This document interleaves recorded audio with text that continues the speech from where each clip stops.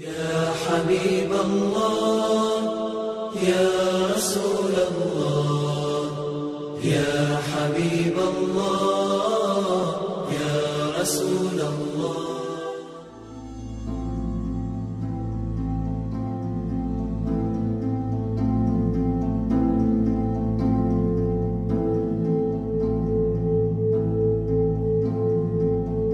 Muraqabah, merasa diawasi Allah. Dan muraqabah ini melahirkan banyak sifat baik. Akan terlahir sifat jujur, akan terlahir sifat amanah, akan terlahir sifat disiplin, akan terlahir sifat tanggung jawab dari muraqabah. Muraqabah itu merasa diawasi Allah. Karena orang puasa itu walaupun tidak dilihat Allah, nggak akan minum dia. Walaupun tidak dilihat manusia, tidak akan makan. Walaupun tidak dilihat manusia, tidak akan berhubungan. Disitulah dia merasa diawasi Allah. Dan kalau sudah diawasi Allah, pasti akan jadi orang jujur. Saya contohkan satu kisah. Di zaman Umar ini sedang jalan-jalan tengah malam. Dulu Madinah di zaman Umar itu mungkin kalau bahasa kitanya pusat ibu kotanya Jakarta lah. Jadi zaman Umar itu banyak dari daerah-daerah itu mengadu nasib datang ke Madinah. Sehingga Umar harus menampung orang-orang dari daerah dengan cara membuat tenda-tenda, difasilitasi. Mana-mana orang daerah ingin mencari pekerjaan di kota Madinah, maka Umar membuat tenda, ribuan tenda, mereka tinggal di situ.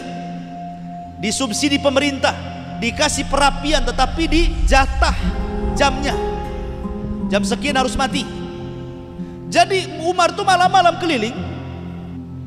Kok ada tenda yang nyala, padahal jam segitu harus dimatikan. Itu subsidi pemerintah, nggak boleh. Didatangilah tenda yang masih nyala itu. Rupanya ada ibu dan anaknya sedang ngobrol. Didengerin sama Umar dari luar tenda itu. Ibunya mengatakan, "Nak, besok kita jualan air susu, kita campur saja air susu itu dengan air biasa, air mineral, supaya banyak untungnya." Kata anaknya yang perempuan, "Janganlah Bu, aturan Amirul Mukminin Umar bin Khattab dilarang curang dagang."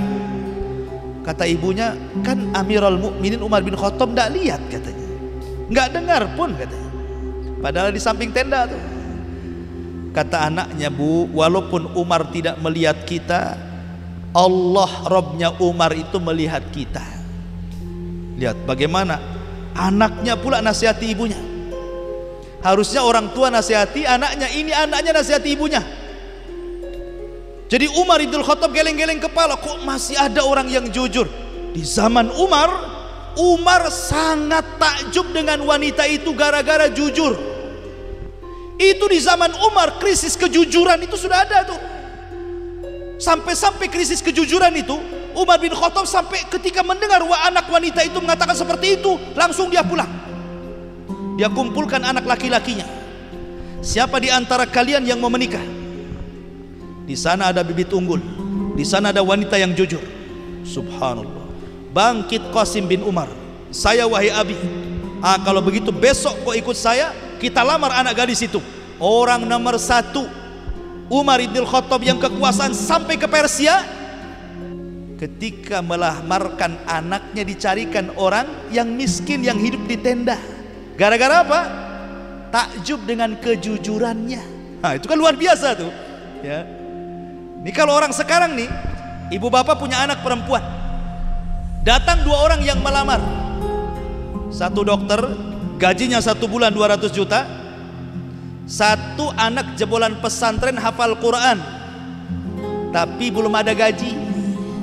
Kira-kira nih kalau disuruh, "Nak, kau mau menikah dengan dokter yang gajinya 200 juta per bulan, atau dengan anak santri yang hafal Quran?"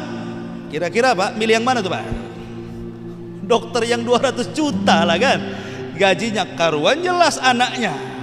Ini sama santri hafal Quran mau dikasih makan ayat-ayat Quran kan? Nggak mungkin kan? Nah, dari sini saja di masyarakat itu terkadang orang itu masih melihat dunia kan.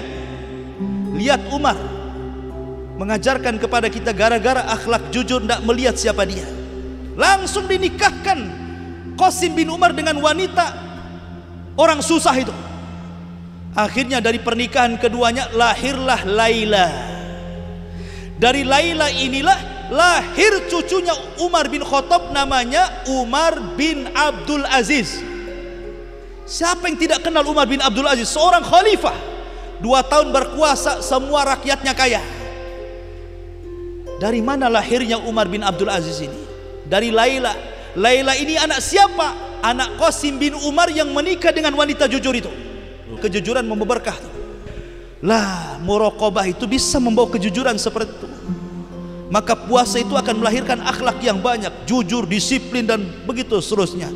Oleh karena itulah maka mudah-mudahan Ramadan ini bisa merubah kita semua, yang menjadi yang tidak baik menjadi yang baik, yang tidak istiqomah menjadi istiqomah, yang tadinya kita ahli maksiat menjadi ahli taat, sholat malam dan begitu seterusnya.